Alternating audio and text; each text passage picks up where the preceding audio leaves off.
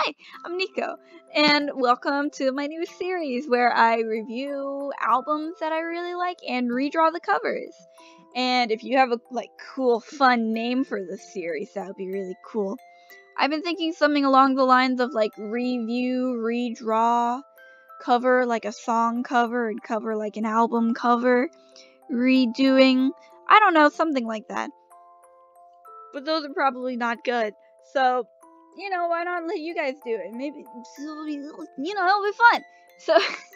So I think what I'm going to do is I'm going to do just to keep you guys on your toes and keep you guys entertained. I'm going to do an album that I like that not a lot of people know, and then an album that's pretty famous that a lot of people know, and I'm going to go back and forth and back and forth and back and forth between those because I don't want to bore you guys, and honestly, a lot of times whenever I get recommended music by people, except I have a music club that I'm in. It's kind of like a book club, but it's music. But with other stuff, whenever people are just hey, you should really listen to this song, I'm okay. And then I usually don't listen to it because I'm I don't know that. Which is kind of pathetic of me. But, everyone's a little pathetic. So, this album is by my favorite musician of all time, Regina Spektor. Actually, Mitski might be my favorite now, but Regina is definitely up there in my top 3. And I've been adoring her since 2014. I discovered her off of, surprisingly, no, not the Blue Lips Vriska cover video thing, everybody. I did not learn from her from Vriska. I learned from her from Aradia. But that's where I heard of her, and I was in this weird phase whenever I was 15 where I was I really need to get into music. So every time I hear a song that I kind of like, I'm gonna download that artist's entire discography and listen to all of it. So I did that for Regina, and now I listen to Regina all the time. And something that kind of is different from Regina to most of my other artists that I listen to is that I haven't listened to specific albums. I just have a good 30 or 40 of her songs that I've been listening to on a weekly basis since I was 15 that I know by heart, and a bunch of them that I've listened to maybe 3 times. So her reviews are going to be way different, but I really wanted to do this album cover first because I have this thing where I'm really fond of an artist's first album because it's whenever they're just figuring out what to do. And Regina's first album was I think it was homemade, so she only sold them at her concerts, and I think that this album specifically is very rare because it's her first ever album, and she made it herself and stuff, which is really cool. But the title of it is 1111, and she didn't really put any factors of a clock in it, which I thought was I mean, you got the concept right there, you could go for it, but also I'm really proud of her. But it's just a Polaroid of herself, and she's stunning, she's beautiful, she's one of the most beautiful people I've ever seen in my life. Wow. Yeah, I wanted to interpret the 1111 design into the actual cover, so this is my version of the cover. I probably said that earlier. But let's actually talk about the music, okay? So Regina, she's my favorite artist because her music is, she makes a lot of noises in a lot of her songs that just they're not there to sound oh, fancy, oh, ooh, that talent, oh, it's so good. It's there to just sound fun and be fun to sing. There's one song that she makes dolphin noises in, there's one song that's really serious until at the end she's so that's just what she does, and I have a lot of fun singing it. Also, she's in my range, which it doesn't mean that it sounds good. It just means that I don't physically hurt whenever I sing it. So I like to sing her songs a lot.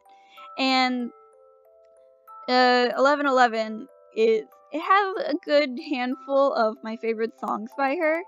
So I guess for the other albums, the albums where I love every single song, I'm gonna go through every single song and explain why I love them. But with this, I'm just gonna skip to the ones that I know a lot.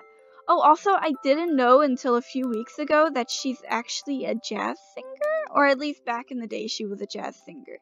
I don't know what genre I thought her music was in, but I mean, I guess I didn't really see her as having a genre at all, so it kind of took me by surprise.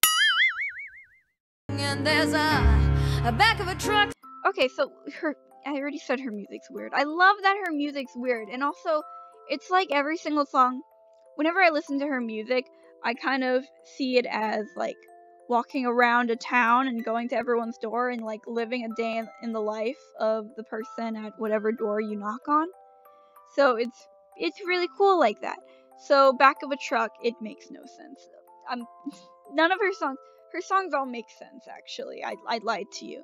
It's just like you'd need to like Google and look for the story, but I don't do that. I just make up the story in my head. So back of a truck, what I assume is like it's someone who got into a car wreck and now they're a ghost and they're wandering around and they're kind of tied to the truck. So they like see everything that's going on. I actually based one of my D&D characters off of this. Whenever I start talking about my D&D campaign that I've been working on, I'm pretty sure you'll be able to guess which one it is.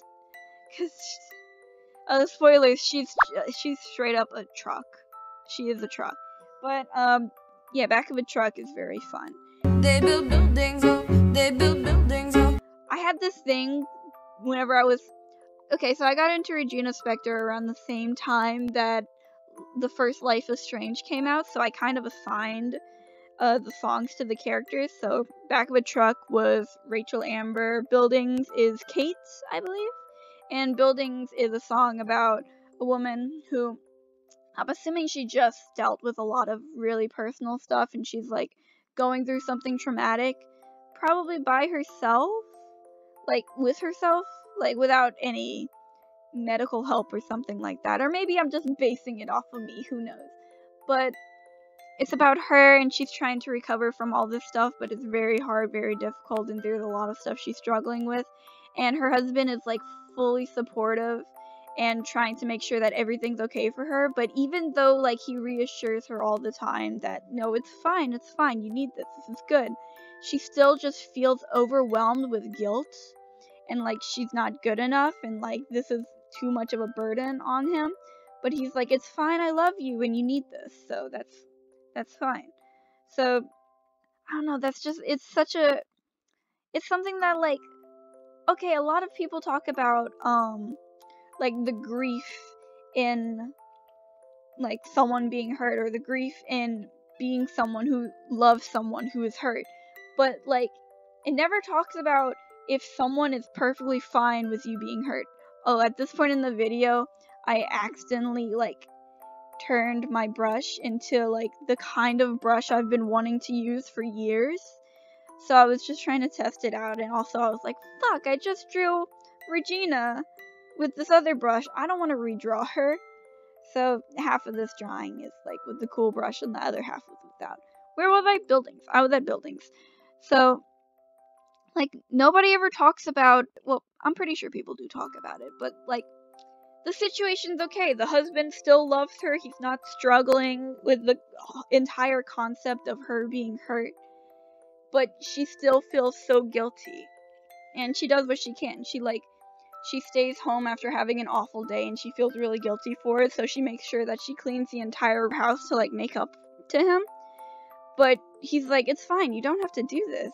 Like, I don't know, it's so interesting to have like it be a happy ending and a happy story without him just being nasty, but she still feels like, and like she's working on it. One day she's going to actually like listen to him and be like, okay, yeah, I guess it is fine for me, but that's difficult. And I've been flying ever since, and I've been flying in the sky. Flying is one of the most fun songs to sing for me, cause it just, and also I love how like its first album, it's like, I believe the only backing part to the song is it has the vibe of her just sitting on top of a drum that's like on its side and like tapping the drum with her hands while she sits on it and she sings, and like that's the only instrument that she has. But oh god, make a tally of how many times I say that's really fun. I just like things that are fun. So flying's fun. It gets way more intense by like the further you get in the song, which a lot of her songs just get weirdly intense at points, and I love that so much. And now my favorite Regina Spektor song of all time, which is probably the worst Regina Spektor song of all time. I believe it's the most hated, but it's my favorite. It is 7 minutes and 40 seconds long. It is basically 3 songs just smushed into one, and 2 of the songs are the same exact song, but one is like way more intense. Regina moans her own name 6 times in it. It is Pavlovs Daughter. And I interpret it as a song about a girl who, well, is probably actually Pavlov's daughter, but she's like stuck in the routine of her life, and her routine is basically eavesdropping on her neighbor and like hearing how he's stuck in the same routine of his life, and she's like, haha, you're stuck in the routine of your life, but also she's stuck in it, so. And like, I don't know, it's just a really cool concept of like Pavlov doing his studies on the dog, and then like everyone around him also being affected by the Pavlov's test. So like his daughter, also that fits in with my design right here, because I did an alarm clock with the 2 little bells on it, which I didn't plan. I just did that because I think that alarm clocks with the 2 little bells on it look really cool. So I wanted to draw one. But like Pavlov's daughter, every morning whenever she wakes up and she hears the bell of her alarm, she drools because she's affected by the test. And like, that's really cool. And this song's just so fun to sing. And I like songs whenever like I can rap the words really fast. And also, I mean, there's rap in this. I didn't think this was a jazz song. So anyway, I'm gonna actually talk about the design. I wanted to keep, well, I kind of did want to branch out with other things with the design, but also I like the way that the lighting made her look purple in the Polaroid, so I wanted to actually like put that on the actual portrait of her. And this was unintentional, but at the corner of the Polaroid, it kind of looks, it either looks burnt or it looks like the lighting is really affecting it to do these like red and yellows, which is also the same placement of the clock, which is pretty cool. And this song just feels kind of floaty, so I made her floating. But I didn't make her hair floaty, which is weird because I love it whenever I make people's hair floaty. And I wanted to keep the Polaroid effect with like the framings in the back being tilted. I don't know, I had fun. It was very fun. This album's very fun. I love it a lot. And this is a really hasty video because I don't know the format of making these videos. This is my first test run, so it's probably going to be a little sloppy, but I'm going to get used to it. And especially whenever I have albums that I can actually go through every individual song and talk about why every individual song makes me feel a certain way, then I'll be able to do that. But yeah, I think this is it. This is my version of the album cover to 1111 by Regina Spektor. So thank you, Boos, for watching. And oh god, I almost got into my like employee voice at work. Like, okay, have a nice day. I love you. I do say that at work sometimes, and it's very embarrassing. But anyway, love you, Boos.